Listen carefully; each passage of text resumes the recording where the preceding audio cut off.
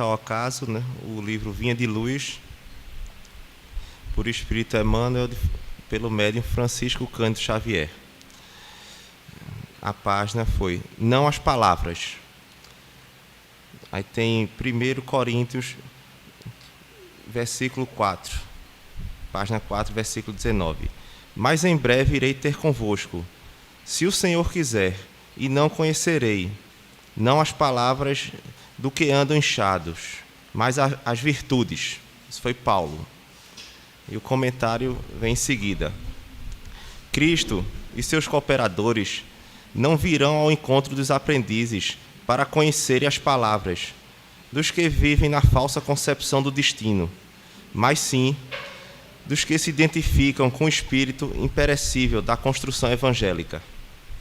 É indubitável que o Senhor se interessará pelas obras. Contudo, toda vez que nos reportarmos a obras, geralmente os ouvintes somente se lembram das instituições materiais, visíveis no mundo, ricas ou singelas, simples ou suntuosas. Muita vez, as criaturas menos favorecidas de faculdades orgânicas, tal o cego ou aleijado, acreditam-se aniquiladas ou inúteis ante a conceituação dessa natureza. Um comentário aqui é porque eu tiro isso por mim e eu repasso para os outros, porque a maioria das pessoas acham que só vão conseguir exercer alguma coisa quando estiverem em pleno equilíbrio, em plena maturidade. E isso, muitas vezes, a gente não vai nem conseguir. Então, as coisas vêm paulatinamente e aos poucos. Então, mesmo dentro da nossa deficiência, mesmo dentro das nossas imperfeições, temos que começar. Porque mesmo o cego ou o aleijado, dentro das possibilidades dele, vão conseguir falar, vão conseguir dar exemplos de força e superação. É que comumente se esquece o homem das obras de santificação que lhe compete efetuar no próprio espírito. Raros entendem que é necessário manobrar pesados instrumentos da vontade a fim de conquistar terreno ao egoísmo, usar a enxada do esforço pessoal para o estabelecimento definitivo da harmonia no coração. Poucos se recordam de que possuem ideias frágeis e pequeninas acerca do bem e que é imprescindível manter os recursos íntimos de proteção a esses germes para que frutifiquem mais tarde. É lógico que as palavras dos que não vivem inchados de personalismo serão objeto das atenções do Mestre em todos os tempos, mesmo porque o verbo é também força sagrada que esclarece e edifica. Urge, todavia, fugir aos abusos do palavrório improdutivo que menospreza o tempo na vaidade das vaidades. Não ouvides, pois, que antes das obras externas de qualquer natureza, sempre fáceis e transitórias, tens que fazer a construção íntima da sabedoria e do amor, muito difícil de ser realizada, na verdade, mas por isso mesmo sublimada e eterna.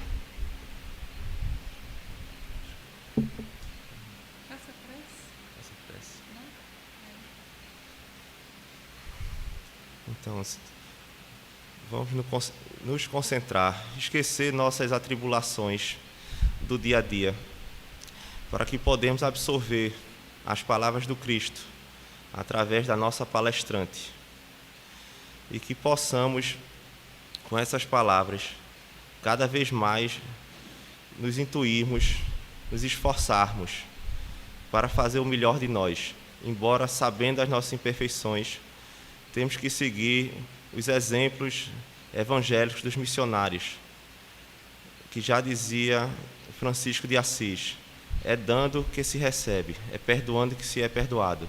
Então temos que começar a fazer, sair do nosso comodismo, mas para isso temos que ter força, união e sempre estudo e prece, que assim seja.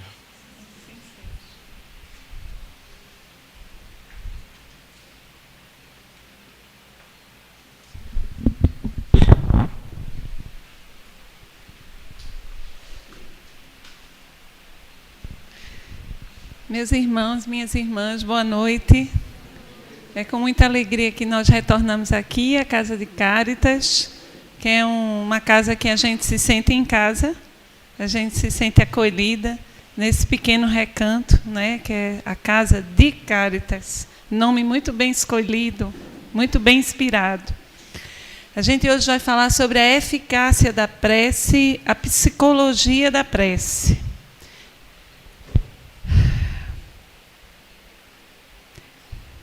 Diz os evangelistas, mais especificamente Mateus, Lucas, que na cidade de Jericó, Jericó era uma grande cidade.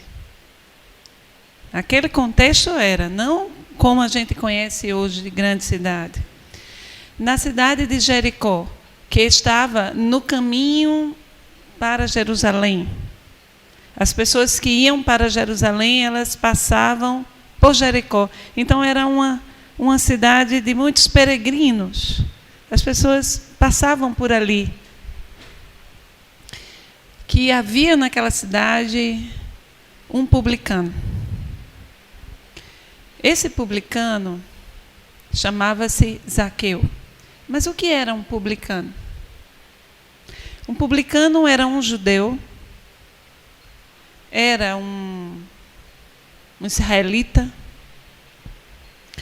que havia conseguido, né, em asta pública, o direito de trabalhar cobrando impostos ao povo judeu, aos seus conterrâneos, aos seus irmãos,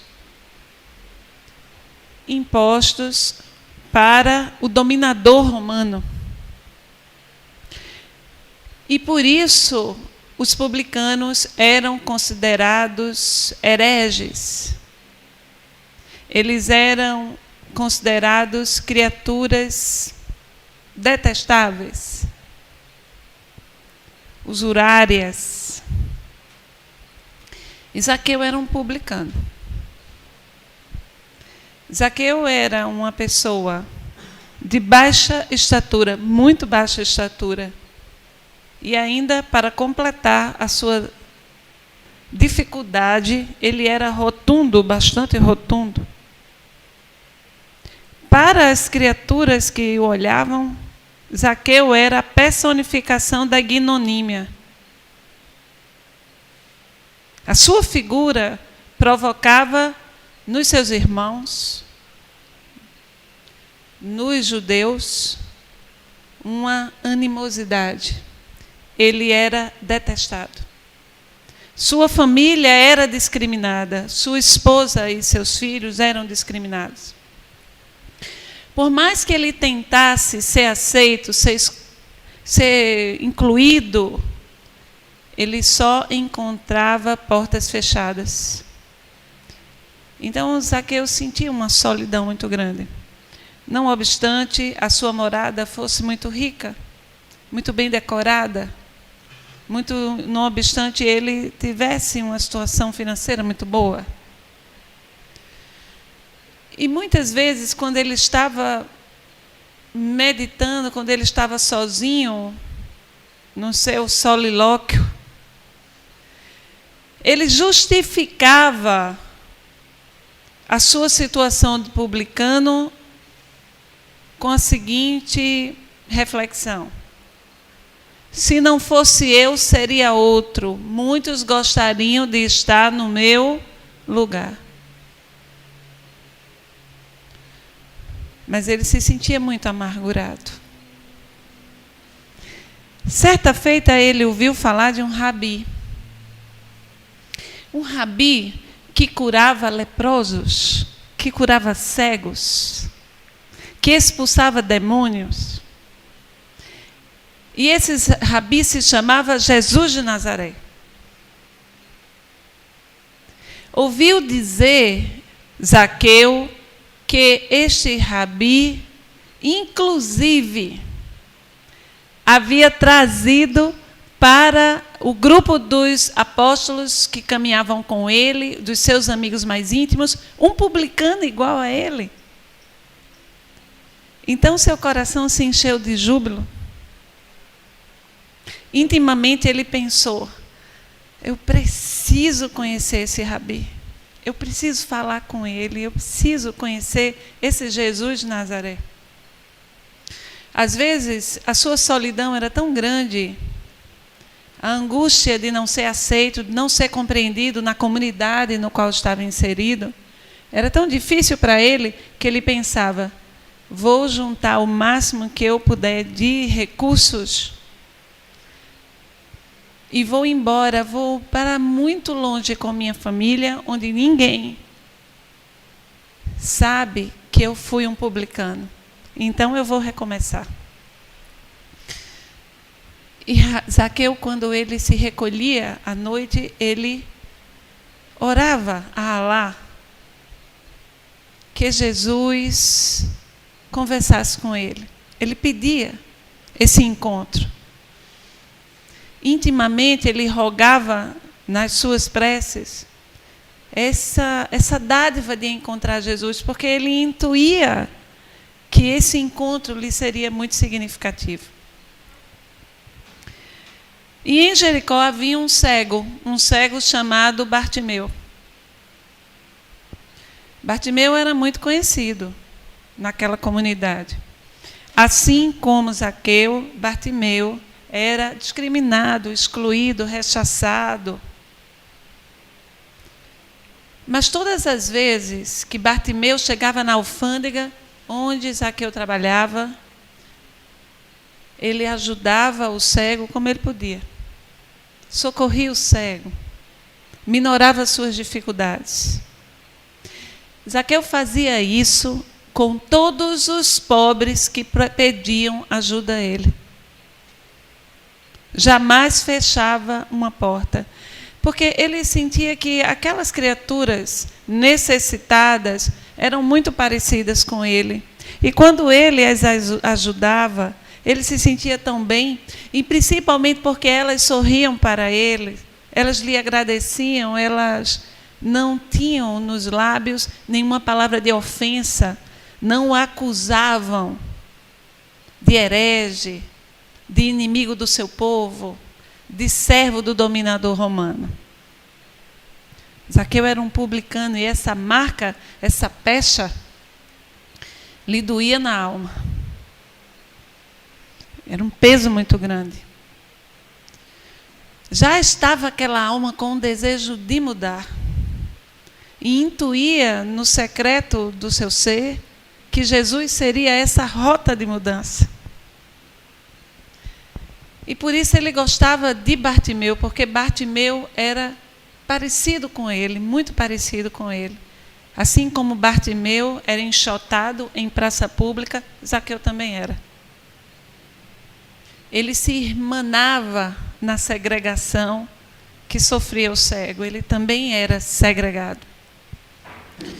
Até que um dia, ele ouve dizer: as pessoas estão em tumulto, e havia um clima diferente em Jericó. Era a época da Páscoa.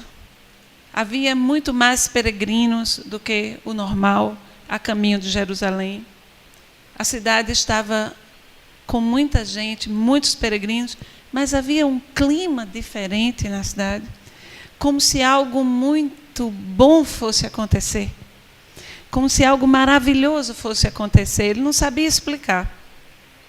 Até que ele ouviu alguém correndo e gritando: Jesus de Nazaré curou o cego Bartimeu. Bartimeu estava fora da cidade e encontrou Jesus.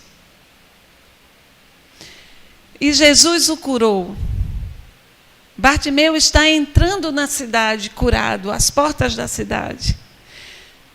Não é possível descrever o abalo de Zaqueu. O que ele sentiu. Seu coração entrou em polvorosa. E nós vamos parar aqui. Depois a gente volta a contar a história de Zaqueu. E a gente vai falar um pouco sobre a prece, sobre a oração, sobre o poder da prece. A prece é mais do que um movimento teologal, religioso, ou seja, adstrito a qualquer que seja a religião. A prece, mais do que um movimento místico, a prece é um movimento de filiação, de reconhecimento da filiação. Nós somos filhos de Deus. E por sermos filhos desse Deus que é todo amor na maior expressão que nós podemos definir, não há como definir o amor desse Pai por nós. A maior definição de Deus, eu acho que é essa. Deus é amor, em essência. E quando amamos, é quando estamos mais próximos de Deus, quando nos expressamos de forma amorosa. O amor essencial é quando estamos mais conectados com o nosso Pai. Mas a prece é um canal psíquico de conexão com o Pai, com essas forças também psíquicas, essas outras mentes superiores. A nossa prece, toda ela, a nossa prece iluminada, de vinculação com o Pai, toda ela é escutada. Zaqueu orou e pediu no seu íntimo para encontrar Jesus, para falar com Ele pessoalmente. Ele pediu. Será que Jesus ouviu? Vamos ver. A prece que nós formulamos, ela é registrada.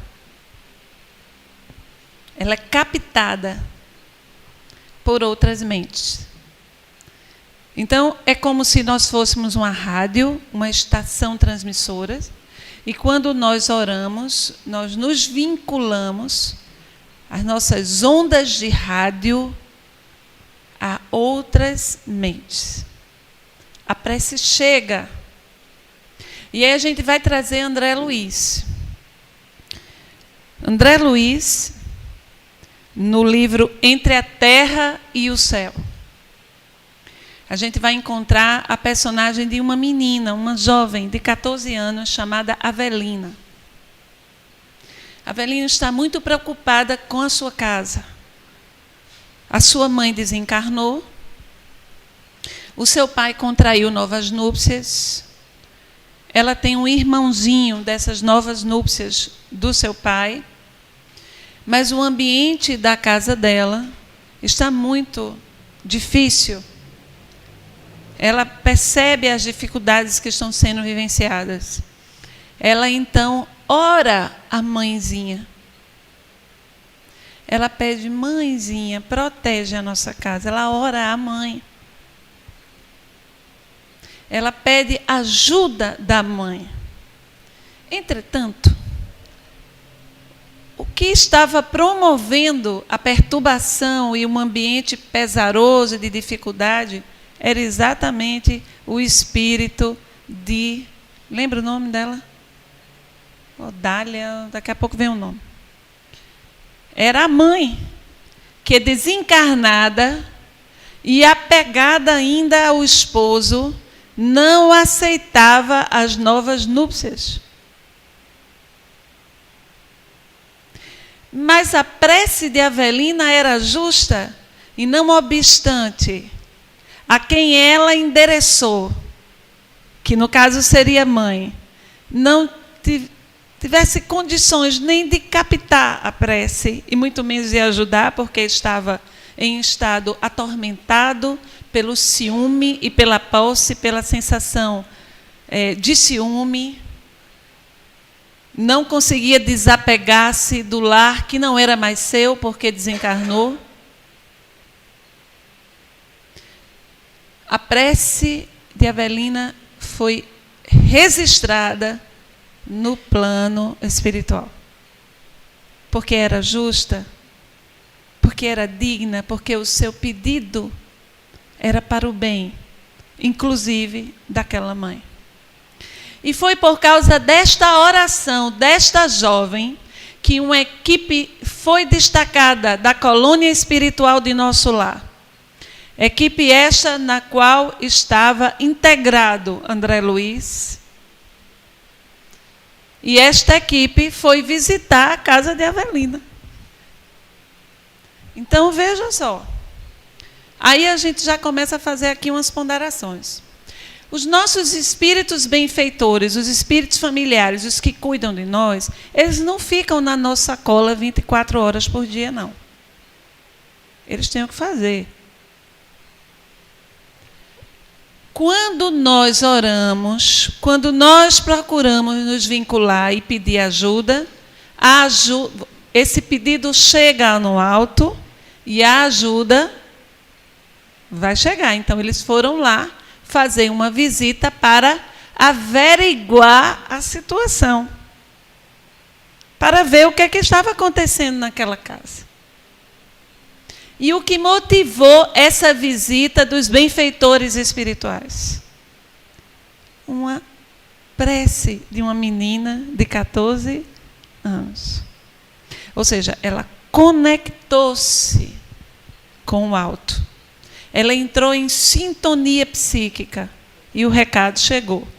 Então, esse é o primeiro conceito da prece. A prece é uma forma de conexão, de interligação. A mente do encarnado com o mundo espiritual. A mente dos desencarnados também.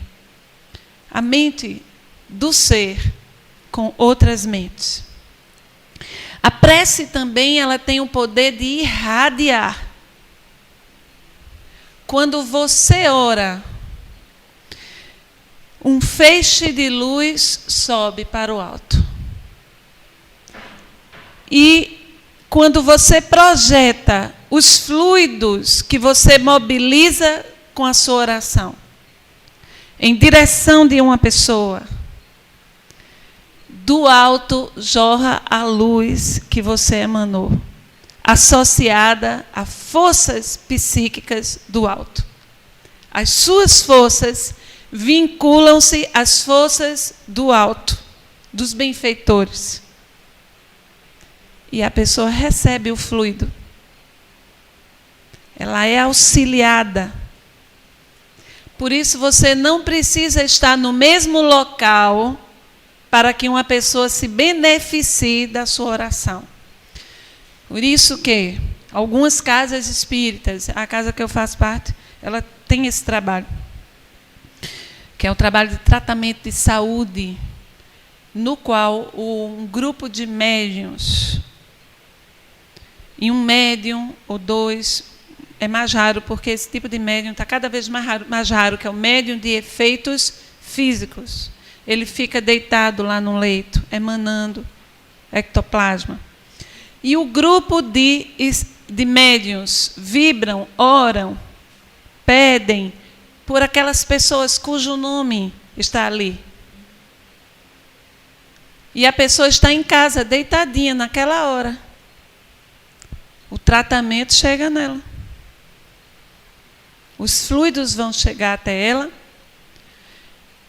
Essas vibrações vão chegar até ela e vão preparar o ambiente e fornecer a matéria-prima fluídica para que espíritos benfeitores destacados para atender aquela pessoa possa cuidar, possa amparar, fazer os tratamentos de saúde. Compreende? Ou está complicado? Então, a nossa prece, ela tem um poder muito mais potente do que nós podemos imaginar. A nossa capacidade psíquica é desconhecida por nós, é imensa. Então, se procurarmos nos harmonizar, nós, ao orarmos, nós poderemos nos ajudar e ajudar a muitas pessoas com a nossa oração. Quando um grupo de pessoas ora em grupo, é um grupo de forças psíquicas movimentando fluidos. Esses fluidos, eles se movimentam no fluido cósmico universal. E chegam à pessoa, mesmo que ela esteja do outro lado da Terra. Ela recebe. Então, a gente precisa perceber esse primeiro conceito da prece. A prece é um movimento de vinculação, de conexão. Segundo, a prece dá o start. A prece ela possibilita um processo terapêutico, um processo de cura, um processo de tratamento. Muitas vezes os benfeitores, os nossos espíritos familiares, como diz o professor Kardec, eles estão lá na nossa casa, querendo nos ajudar, querendo nos amparar, mas o nosso psiquismo está tão atormentado, está tão inquieto. Nós não conseguimos apaziguar a mente um minuto que seja para orar. Sem a oração, sem essa movimentação fluídica que a oração permite, pouco eles podem fazer. Porque não estamos em sintonia com eles. Daí porque no atendimento fraterno na casa espírita, todos que são atendidos são orientados a fazerem o quê? Respondam-me. Orar. Nós orientamos, nós trabalhamos no atendimento fraterno também, que as pessoas que buscam ajuda leiam diariamente, inclusive em voz audível, para melhor se concentrar, uma página do Evangelho. Não é um ritual, não. Porque às vezes a pessoa está num estado de perturbação tão grande que até que se lê e fica lendo em voz baixa, dorme. É muito frequente isso. A gente percebe quando a pessoa chega na casa espírita com um processo obsessivo bem marcado. Até quando ela toma o primeiro passe, às vezes ela se sente mal. Oh, mas aí eu tomei o passe e me senti mal, não vou tomar mais não. Pelo contrário. Se sente mal, inclusive dentro da casa espírita, é perfeitamente natural. Quando você está vivenciando um processo obsessivo marcado, ostensivo, é inclusive comum que você sinta muita dificuldade de chegar na casa. Que naquele dia que você, marcado para você ir receber seu passe, ouvir sua palestra, uma palestra é todo um processo terapêutico. Está acontecendo aqui agora. Aqui, neste momento, todos estão recebendo assistência. Cuidados. Então, é natural, comum, frequente, que você sinta, por exemplo, náuseas, dores de cabeça, para você não chegar, para que você não se vincule a outro estado, o quê? Psíquico. Às vezes, os fluidos magnéticos perturbadores do processo obsessivo estão tão instalados mente a mente, obsessor e obsedado, que quando o tratamento, a terapêutica espírita começa a deslindar, a soltar esses fluidos através do passe, e esses espíritos que estão sendo, que estão obsedando, que são nossos irmãos, em processo profundo de sofrimento, acabemos com essa história, o obsessor, nossos irmãos, em sofrimento também, merecem acolhimento, merecem ser tratados com amor, com carinho. Quando eles são escutados, acolhidos, agasalhados, primeiro pelo corpo mediúnico, o primeiro enfermeiro é o médium. É quem dá aquele agasalhamento para esse espírito. E ele começa, no diálogo, a mudar também a sua disposição, o quê? Psíquica. Os dois se sentem mal. O encarnado, inclusive, ele pode se sentir mal. Porque, às vezes, o processo obsessivo está instalado há tanto tempo que há como se fosse uma viciação. Há um prejuízo, assim. Você não pode afastar de uma vez, não.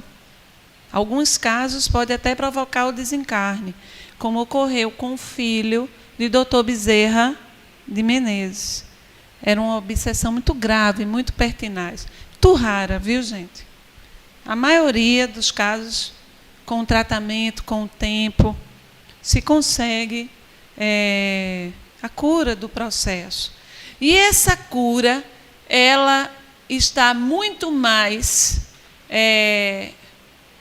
ela é muito mais resultante da mudança psíquica da pessoa que veio buscar ajuda do que do próprio médium, do doutrinador. A questão não é um milagre, é uma mudança de atitude mental. Então, na casa espírita, você é orientado a mudar a sua atitude. E a prece é a grande atitude. É acordar de manhã e não acordar de forma automática, como se você fosse uma máquina. Reservar alguns minutos para orar. Toma de uma página o Fonte Viva, o Vinha de Luz, o Pão Nosso, essa coleção de Emmanuel, que é maravilhosa. Toma do Evangelho. Ora. Uma oração que sai do teu peito, do teu coração. E abre essa página, lê. Quando você faz isso, não quer dizer que você não vá passar por dificuldades no seu dia, não. Os problemas e as dificuldades fazem parte do nosso processo de vir a ser, nossa pedagogia. A gente precisa dos problemas ainda. Nós precisamos das dificuldades. Elas são profundos processos de despertamento. Ainda para nós, as dificuldades, os problemas, como diz Emmanuel, numa mensagem do livro Rumo Certo, ele fala assim, que o problema é lição a se aprender. O problema que se nos afigura, está ali diante de nós, está assinalando uma lição. E se esse problema sempre se repete, é sempre o mesmo, é porque você não está sendo um bom aluno. Você ainda não aprendeu, então ele volta. Quando você avançar moralmente, não há necessidade de você passar por certas situações. Porque elas não irão lhe ensinar. Assim, muitas vezes, nós reencarnamos e na nossa ficha espiritual está escrito que será necessário para o nosso avanço passar por certos problemas, certas dificuldades. Mas olha só, nós melhoramos, nós estudamos, nós servimos ao bem, nós avançamos. E assim, naquele momento, naquela etapa que estava escrito na nossa ficha que a gente deveria passar determinada situação, aí a gente não passa. Por quê? Não precisa. Entendeu como é a história? Qual o sentido de você passar por determinada situação se ela não vai lhe ensinar, se você já aprendeu, você já tirou 10, em modificando a sua conduta? Às vezes, quando a carga de dor chega, e é perfeitamente natural, Os conflitos, as dores, as dificuldades são injunção lógica do processo existencial, do processo de existir. É lógico. Eu preciso ainda passar. Eu escrevi isso no meu passado. E agora a lição aparece para que eu tenha a oportunidade de avançar. Quando esses processos eles aparecem e eu estou trabalhando, servindo, fazendo bem, duas coisas acontecem. Primeira, ao fazer o bem, ao servir aos meus irmãos, ao procurar ser útil, não apenas aos meus gostos, à minha vidinha, mas procurar fazer da minha vida um sendal de luzes para meus irmãos. Muitos ficarão agradecidos, e o que farão em suas preces lembrarão de nós. Prece feita, registro onde? Lá em cima. Olha, fulano agora vai ter que passar por uma doença, vai ter que ficar lá em cima da cama, paralítico. Vamos ver a ficha dele. Nossa, quantas criaturas pediram, oraram por ele. Por que será? Isso aí são os espíritos superiores lá, vendo sua ficha. Nossa, quantas mães consolou, quantas criaturas ajudou. A prece de outrem em seu favor, o agradecimento de outrem em seu favor, porque você orou em forma de amor e de caridade aos seus irmãos. Então, uma das feições da prece, talvez seja essa ação no bem, quando você cria em torno de si uma psicosfera de gratidão. Nos processos dolorosos, quando estamos passando por grande dificuldade, repare que às vezes a gente tem dificuldade de rezar. Por uma razão. Infantilidade espiritual. A gente deixa a mente encher-se de revolta e de mágoa. E aí a gente fica remoendo os problemas, pensando neles o tempo todo, repassando as dificuldades. Os pensamentos atormentados encontram largo espaço no psiquismo. Lógico que você vai sentir dificuldade de orar. Então, quando estiver passando por transes existenciais, por problemas graves, recolhe-te na tua solidão. Afasta. Vai para um canto. E se não conseguir orar, diga Jesus. Comece dizendo Jesus.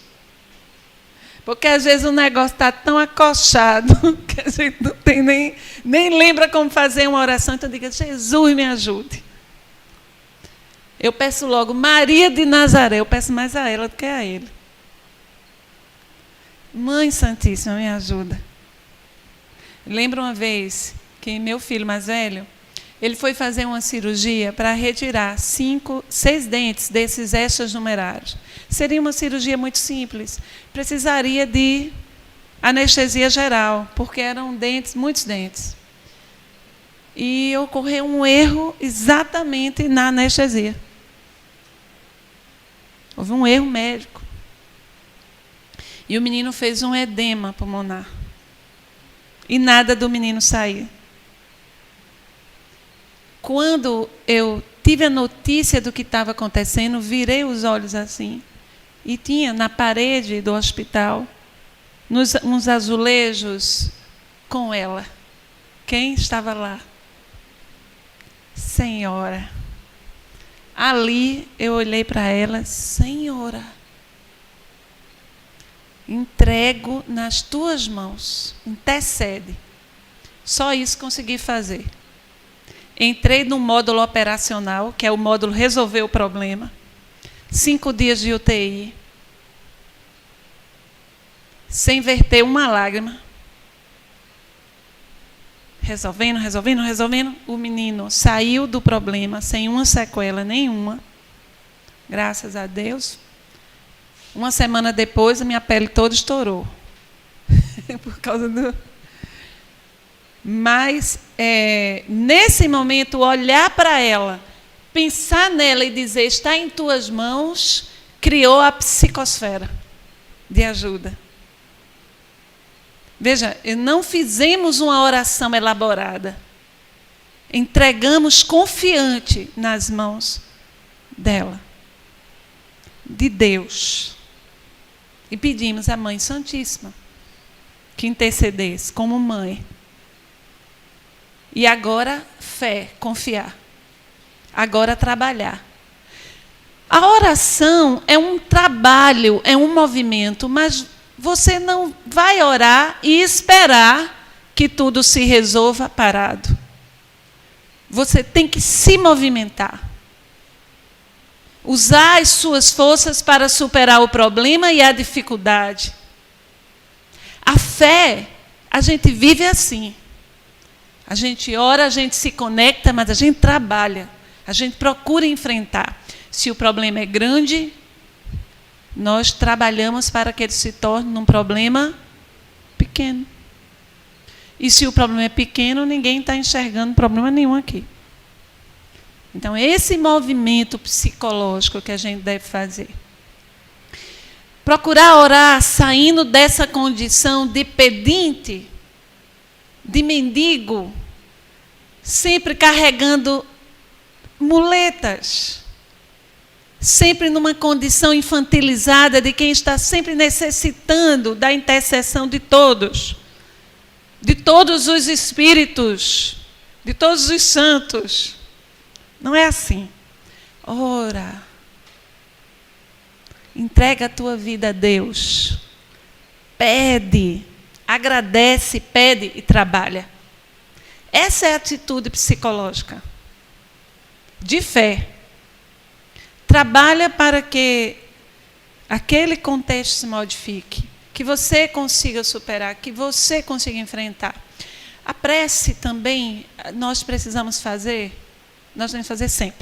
sempre orar. Mas também nos momentos de muita facilidade. Porque nesses momentos em que a porta está muito larga, prefira a porta estreita, vá por mim. Quando a porta... Vá por mim não, vá por Jesus, foi ele que disse isso. Quando a porta está muito larga, desconfie. Senhor, ajuda-me a viver este momento com equilíbrio, que eu não me perca nas ilusões. Tantas vezes já me perdi olhando para trás e caindo nas viciações. Dá-me equilíbrio, Senhor, para viver esta possibilidade, esta facilidade, que eu passe por ela com dignidade, com equilíbrio. A gente esquece, né? A gente só olha para alto quando o negócio está. Orar também nos momentos que tudo parece que está às mil maravilhas. O primeiro movimento de quem ora é o de agradecer. Mesmo que esteja tudo, que você não consegue encontrar nada para agradecer, encontre qualquer coisa e comece agradecendo. Agradeça, inclusive, as dores. E, principalmente, as dores. Porque nós, espíritas, nós sabemos o significado psicológico delas. E o quanto elas nos são necessárias ainda. Nós não somos, os espíritas, não somos masoquistas. Ninguém vai atrás de um balaio de dor, não. Jesus disse, rejubilai-vos sempre. Sede felizes.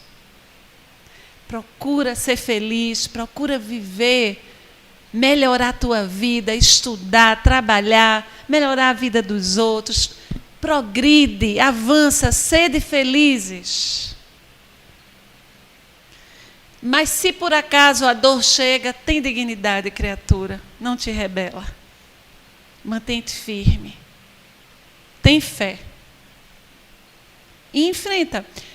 E é interessante porque quando a gente entra nesse estado de prece e de confiança, que a prece nos possibilita, a gente passa pela onda alta, a barquinha parece que vai quebrar, a onda fica bem alta, a barca sobe e depois desce. E depois o mar fica calmo, onda baixa, e você faz, mas meu Deus do céu, eu achava que quando eu estivesse passando por o que eu passei, eu não ia aguentar. E não é que eu aguentei? E não é que eu estou aqui? Como diz o rei, vivendo esse momento lindo. Passei pelo momento. E eu sou tão melhor. Aí, vê que engraçado? Graças a Deus que eu passei por esse momento. Sou uma pessoa melhor. Descobri em mim forças e potencialidades. Porque eu tive coragem de passar. Não é estranho? A gente pede tanto para não passar por certas coisas, né? E aí a gente, nessa psicologia da prece, a gente também tem que amadurecer. Não vamos pedir para não passar. Vamos pedir o quê? Forças. Para que a gente consiga viver o momento que se apresenta conforme ele se apresenta e o que a gente precisa enfrentar. A prece do ser consciente, que atingiu maturidade psíquica, que sai da condição infantil, essa maturidade é uma prece de quem percebe que todos os movimentos da vida são extremamente amorosos. O Pai nos ama. Outro aspecto importante que essa psicologia da prece favorece e a gente começa a dar conta, é quando a gente cultiva a prece, é um hábito de orar, assim como de se alimentar, buscar o alimento espiritual através da prece. Nosso espírito, o psicossoma e o perispírito precisam se nutrir de fluidos positivos, fluidos benéficos, esse alimento. Nós começamos a perceber presenças. Começamos a dar conta que, não obstante estejamos sozinhos e aparentemente sem nenhum encarnado por perto, não estamos sós. Acreditemos que nos momentos mais difíceis, porque estava lá no caderninho, na ficha, há necessidade de passar por certas situações. Por isso reencarnamos. Esse momento é o momento em que nós estamos sendo abraçados, acalentados pelos benfeitores. Aquele texto maravilhoso das pegadas na areia, lindo, que é de um autor desconhecido, né? É aquilo ali. Quando você achava que estava mais só, é quando você estava mais bem acompanhado. Mas se não entrou num estado de prece e de gratidão, inclusive por esse momento, não sintonizou com a presença amiga, não captou o acolhimento. Ninguém passa por ondas altas sem guarda-vidas. Mas vida mesmo, aquela vida que Jesus veio falar. E quando o barquinho parece que se partiu, e às vezes ele se parte, se estilhaça, repare que você, de repente, faz outro barco. Aquele barco que você achava que era o barco e que você precisava dele, que sem ele você não navegaria, partiu todo e você já fez outro. Forças novas, novas ideias, novos impulsos existenciais, novos movimentos. Porque às vezes é preciso que toda uma casa venha ao chão Uma casa que foi construída com alicerces apodrecidos, para que você finalmente construa uma casa sobre a rocha. É preciso que toda uma construção ilusória desabe.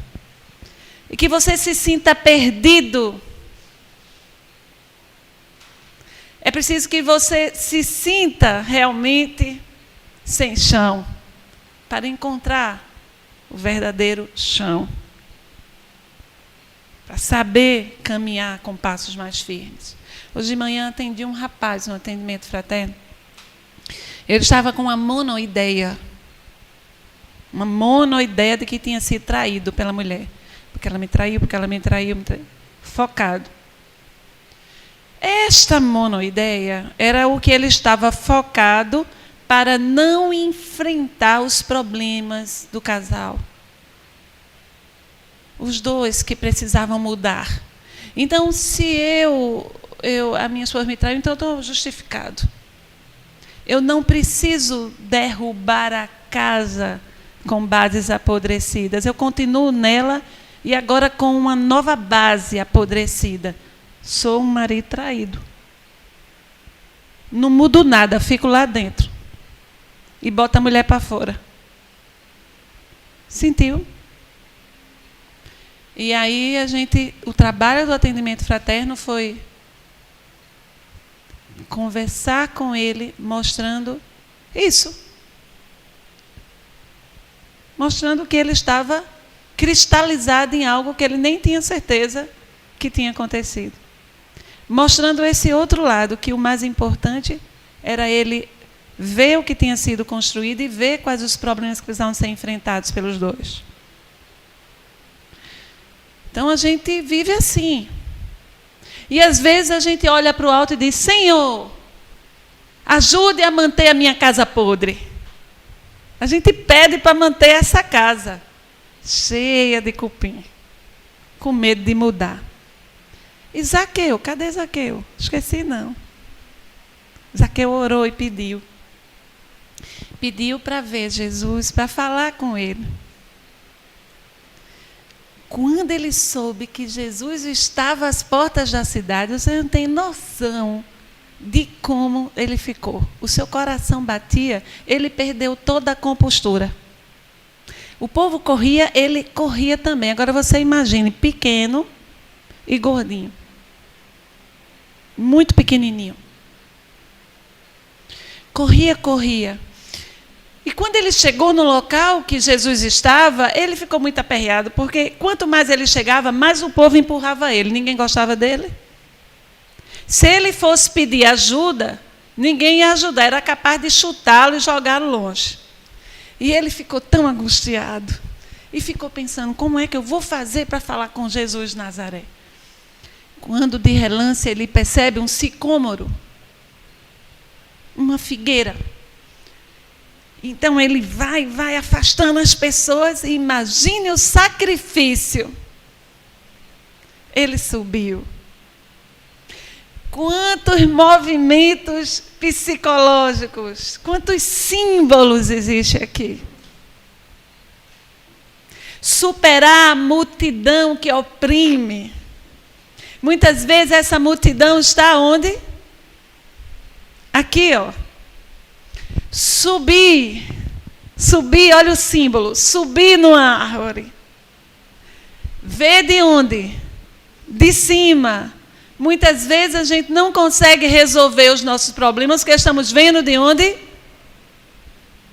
Não elevamos o pensamento. Zaqueu subiu e viu Jesus. Era belo aquele rabi. Como era majestoso. Zaqueu viu Jesus e percebeu que em torno dele havia uma claridade do céu. Agarrou-se ao sicômoro. E de repente, espantado, notou que Jesus parou em frente da árvore, Bia. Olhou para ele. Os seus olhos cruzaram com o de Jesus. Foi rápido, mas ele se reviu. Toda a sua vida naquele instante passou como se fosse um filme. Quase que ele cai. E mais espantado ainda, e ainda se recuperando do impacto do olhar do Senhor, ele ouve aquela voz dizendo: Zaqueu, hoje vou pousar na tua casa. Olha que símbolo. Jesus diante de ti dizendo: hoje eu vou bater na porta da tua casa. Você vai me deixar entrar, finalmente? Zaqueu desceu da árvore, correu, entrou no seu palacete. A sua mulher emocionou-se, chorou. Jesus ia visitar a casa dela. Ninguém visitava a casa dela. Zaqueu olhou para aquela casa dele, toda enfeitada, cheia de luxo, e se envergonhou com aqueles enfeites, aquele exagero. Mandou tirar. E ficou ele, a esposa e os filhos na porta, a hora aprazada. O povo na rua passava e dizia: se fosse mesmo um Messias, saberia que irá entrar na casa de um publicano. Esse não é um Messias. Zaqueu ficou humilhado na frente da casa dele e pensando: eu acho que ele não vem não. Mas Jesus chegou. Zaqueu, eu vim estar contigo, eu vou jantar, eu vou dormir na tua casa. E aí esse símbolo, a nossa internalidade. Há quanto tempo Jesus está pedindo para entrar? Zaqueu abriu as portas da casa dele. Do ponto de vista psicológico, ele já estava abrindo essas portas para Jesus quando ele desejou vê-lo e orou. Ele já estava em processo de transformação psíquica. Tem a história do cego Bartimeu também, mas não vai dar tempo de contar. O cego que Zaqueu era amigo. Este espírito, conhecido por nós como Zaqueu, dizem os evangelistas e os estudiosos do Evangelho, dizem os espíritos benfeitores que nos trazem notícia do Evangelho, daquele tempo em que Jesus deixava as marcas da sua sandália lá nas areias do lago de Genezaré. Dizem que ele foi embora de Jericó, que ele doou boa parte dos seus haveres. Contam os conhecedores do Evangelho que Pedro pediu a Zaqueu que fundasse uma igreja. E aquele homem que abriu a porta da casa dele para Jesus, e onde Jesus pousou, se transformou num dos apóstolos, trabalhando após a partida do Mestre. Quem é Zaqueu hoje? Não vou dizer. O que podemos dizer é que o Espírito, a quem conhecemos no Evangelho como Zaqueu, hoje está muito próximo de nós todos. É um dos espíritos responsáveis pela unificação do movimento espírita em terra brasileira. Nós o amamos muito. Digo ou não digo? São curiosos? Adolfo Bezerra de Menezes. Muita paz. A prece final, quem quer orar? Quer vir, Bia? Que vergonha que você tem de orar, Bia, depois de uma palestra sobre prece.